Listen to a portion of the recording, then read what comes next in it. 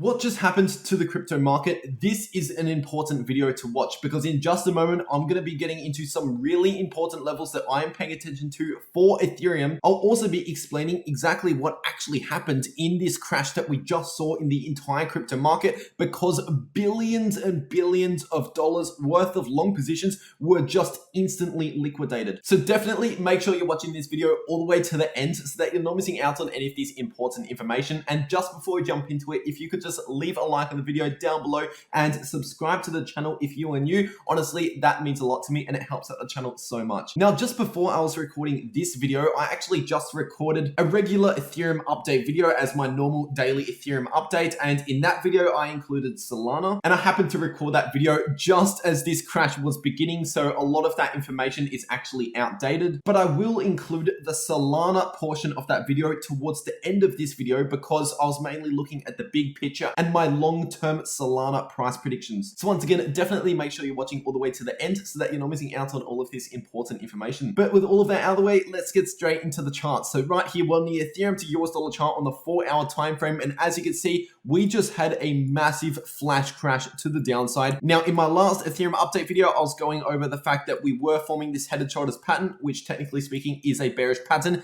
If we break the neckline right here, that's when we confirm bearish price action. Now, keep in mind that the technical price target for that pattern was only at around 3.7K approximately. And obviously we hit the price target, but we exceeded it by a long shot. So just before I get into some other really important levels that I would be paying attention to right now, why did this crash actually happen? Well, first of all, you can see when the Ethereum price was trading up here, just in this sideways consolidation area, pretty much, we were on incredibly low volume coming out of a weekend. So that means that it is actually very easy to move the price of Ethereum if you have a lot of money. So for example, a whale that has a lot of Ethereum can just come onto an exchange and sell a whole bunch of Ethereum. And because the volume is really low, that means the order books are thin, which means, for example, there's not many buy orders and sell orders. So what we're looking at here is obviously the buy orders to the downside. If there's not many buy orders, that means there's not many people wanting to buy Ethereum in these prices. So if someone with a lot of Ethereum wants to immediately sell that Ethereum onto the market, if the whale is selling onto an exchange, the exchange is forced to give them the best price that other people are offering. So then that wealthy individual that decides to sell all of that Ethereum might decide to immediately sell that Ethereum, which then sells through all of those buy orders. So basically all of these people that had buy orders in these regions just here, they were buying up all of that Ethereum as we went down. But because the volume was so low and because there was not enough buy orders to support that huge sell order initially, that actually then triggered a long squeeze, which then means that long positions start getting liquidated. And of course, recently on the channel, I was discussing the Ethereum funding rates are getting really high. And so if the price of Ethereum doesn't pump sometime soon, then that's going to force the long positions to close their long positions due to the fact that those positions will become too expensive to maintain on those high funding rates. But even though we were expecting some sort of bearish price action, I'm not going to try and pretend that I was expecting a crash exactly like this, because obviously we had one of the ingredients for a long squeeze, the high funding rates. And of course, the fear and greed index was showing that extreme greed signal, showing that once again, we were due for some bearish price action. But once a long squeeze begins, that basically begins liquidating long positions. And for the complete beginners out there that don't know what a long position is,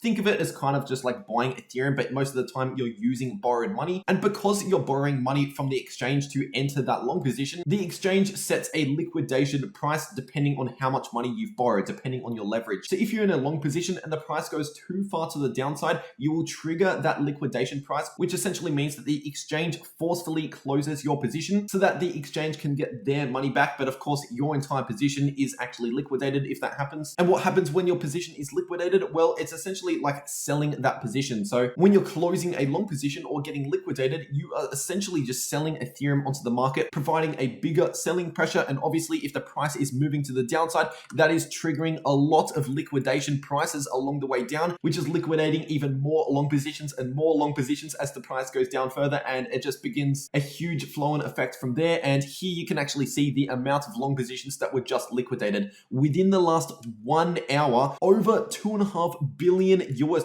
worth of long positions all round were completely liquidated, which means that $2.5 billion that was sitting in long positions has now been lost and is now in the hands of the exchanges. Now, when you're looking at just Ethereum, for example, we saw $666 million worth of long positions within the last 1 hour completely liquidated. And this graph just here shows you the amount amount of long positions and short positions getting liquidated all the time. And hiding my face cam just here, you can see the massive amount of long positions that just got liquidated. So this was clearly just a massive long squeeze. And probably towards the end of the crash, it was combined also with panic selling. That always happens in crashes like this. But now with this huge wick to the downside on the 4-hour chart and this massive spike in volume, it is very likely that this is at least a short-term bottom here for Ethereum. It's very likely now that we're not going to go lower than that, at least in the immediate short term. And by the way, this low, at least on the Coinbase exchange, it might be different on different exchanges, but at least on this chart just here, the low came in at pretty much exactly 3,000 US dollars before we began to bounce back to the upside. And of course, if you're looking at 3,000, that was huge support previously here on the chart. Now zooming out on the daily Ethereum chart, this daily candle close will be very interesting. This daily candle will close in roughly around 8 hours from now. And if the daily candle closes above around 3.3 to 3.4 thousand, then that is actually pretty good. Because of course, when you're zooming out here on the daily time frame, bringing out the Fibonacci retracement tool from the all-time high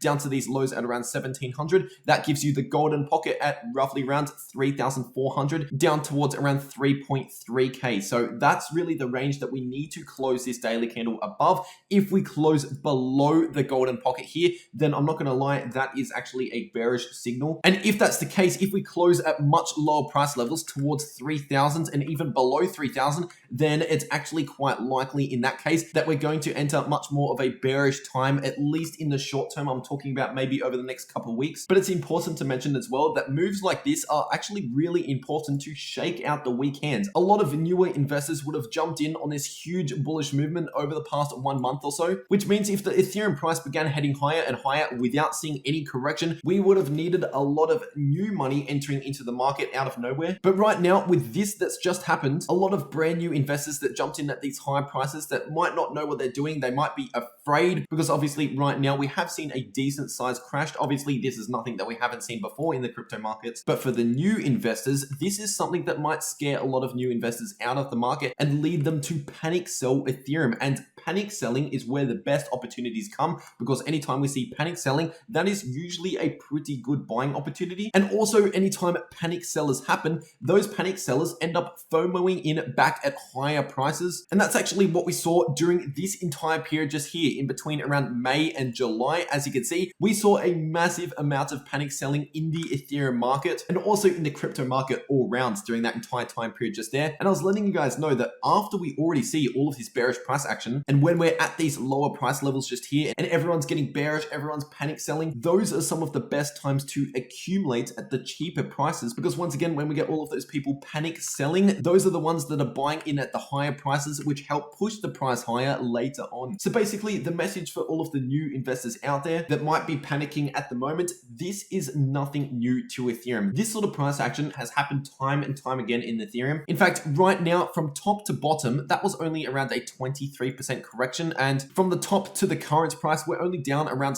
12%. So honestly, that is nothing compared to some of these other corrections. For example, back during May, from the all-time high down to the bottom of that crash, Ethereum crashed around 60% to the downside, and yet the price of Ethereum still recovered after that monumental crash that we saw during May. So once again, the crash that we're seeing right now is nowhere near at the same size and scale of previous crashes in Ethereum. And considering that we've always recovered from those previous crashes, this one is no different. There's only a matter of time before we actually recover from this crash. Obviously, what happens in the immediate short term here over the next 1 to 2 days will perhaps help determine the time frame for how long we could be looking for a recovery, because once again, it strongly depends on this daily candle close as well. But either way, whether it takes a few days or a few weeks or even a few months, eventually we're going to recover after this crash. And during the bearish price action, once again, those are some of the best buying opportunities. And I've been getting a lot of comments recently on the channel when we were at these higher prices saying, when should we be buying? When is the next buying opportunity? And right now is seriously an amazing buying opportunity for the long term. Now, right now it's very risky to be trading Ethereum considering the huge amount of volatility that we're seeing. Of course, at the time filming this video, things have calmed down a little bit, but I was watching the market in the middle of this crash just here. And at one stage during this crash, the price of Ethereum was moving around $200 to $500 within a few seconds. So once again, when you're in a leveraged position, that is extremely volatile and actually very dangerous. So when I'm saying that this is a buying opportunity, I mean that I'm buying on the spot market, not entering a long position just yet at least. But obviously I'll keep you guys updated here on the channel and also in real time over on my Twitter. So if you want real time updates throughout market crashes like what we saw just then, definitely make sure you're following me on my Twitter. The link to my Twitter is in the description down below. But yeah, that's just about it for the Ethereum analysis. Now getting onto the Solana analysis, looking at my long-term price predictions. Now checking out Solana, which is one of your most suggested altcoins in the comment section and also on my Twitter. If a lot of you are suggesting the same altcoin in the comment section down below,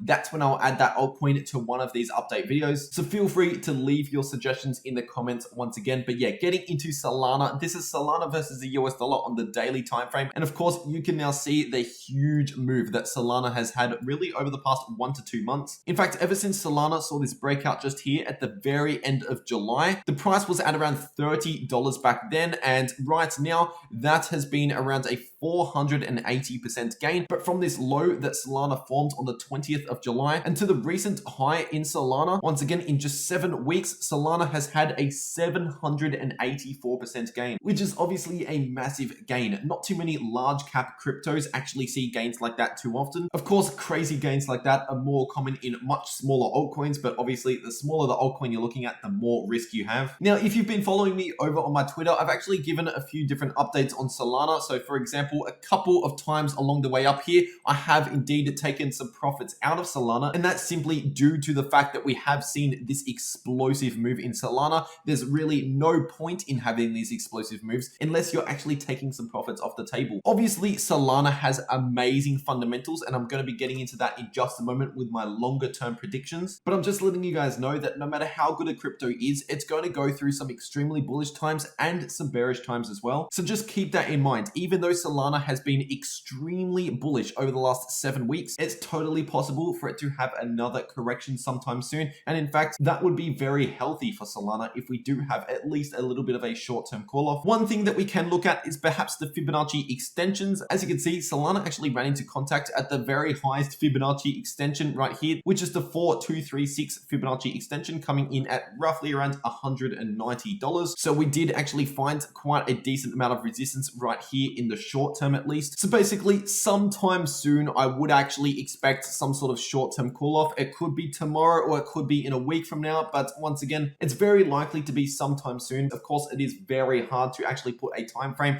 on exactly when we might see a cool-off on something like this. And now getting into some longer-term price predictions for Solana. First of all, taking a look at the Ethereum chart to look at some long-term price predictions, because obviously Solana and Ethereum have somewhat similar fundamentals. They're both trying to achieve pretty much the same thing. Getting into the longer term predictions, as you can see here, this is actually the Ethereum chart on the daily time frame, looking at the 2017 bull cycle. And Solana right now is actually showing some similar movements to what Ethereum was doing during 2017. First of all, in this huge pump to the upside during 2017, Ethereum actually found a short-term top at around $400. Now keep in mind that Solana's supply is around 2.5 times less than Ethereum's. So let's just say Solana might reach a short-term top at around half the price. So instead of $400, maybe $200 per Solana before we then enter a decent cool off here in the short term. And if you're looking here at Solana, already we're actually seeing a little bit more red come into play. And this short-term top has actually reached around $195. So pretty close to that $200 level, like what we saw during Ethereum, but once again at around half the price because Solana's supply is just over double Ethereum's supply. And after we reached that short-term peak for Ethereum during the middle of 2017 and that massive cool-off for Ethereum later that year, towards the end of the year, we actually had one more